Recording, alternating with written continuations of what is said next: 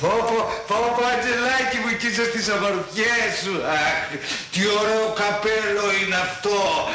Με λουλούδι, το λουλούδι επάνω από το λουλούδι.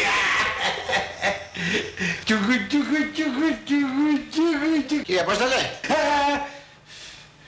Τι θες? Ξέρετε, θέλω να μου υπογράψετε εκείνα τα έγγραφα, τι κάνετε? Ναι, παιδί μου, αλλά όχι τώρα, γιατί τώρα έχω δουλειά, άσε με. Μάλιστα. Κύριε Απόστολε, κοιτάξτε, καλύτερα να τα υπογράψετε τώρα, ο σκοπός είναι τι κάνετε, δεσποινής μου. Χρόνης Παπάτικος. Αντζέλα. Πήγαινε Χρόνη, έχω δουλειά τώρα, αργότερα. Μάλιστα, κύριε. Τι είναι, τι θες? Κοιτάξτε, κύριε Απόστολε, ναι. Έκανα την εξής σκέψη. Ναι, παιδί μου. Το σκέφτηκα αυτό που είπατε προηγουμένως, ξέρετε, που μου είπατε το... Τη συμβουλή. Μάλιστα, τη συμβουλή. Ναι. Το σκέφτηκα και τώρα που ορίμασε στο μυαλό μου, καταλαβαίνω, δίκιο έχετε, δεν λέω, εγώ το ευχαριστήθηκα πάρα πολύ, ξέρετε. Αλλά λεφτά, πώς θα πάω με λεφτά, κύριε Απόστολε?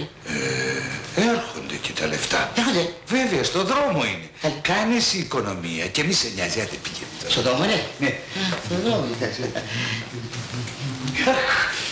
Τι είναι βρε, τι θες? Ανιψιά σας, δεν κομπλίτσα. Ανιψιά μου.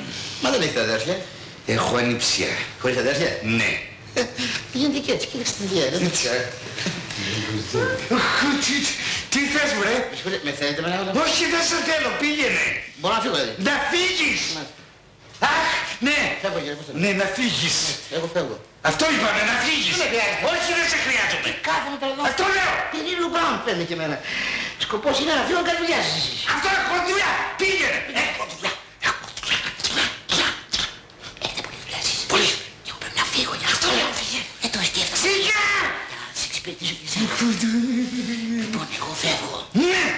Μα γιατί κάθομαι εδώ δεν ξέρω. Το λέω, φύγε. Μάλιστα, το μυαλό μου δεν δουλεύει.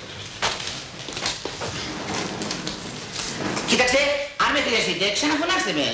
Δεν πας να μη σου πω πού. Δεν μου είπατε πού. Βρε, άιστο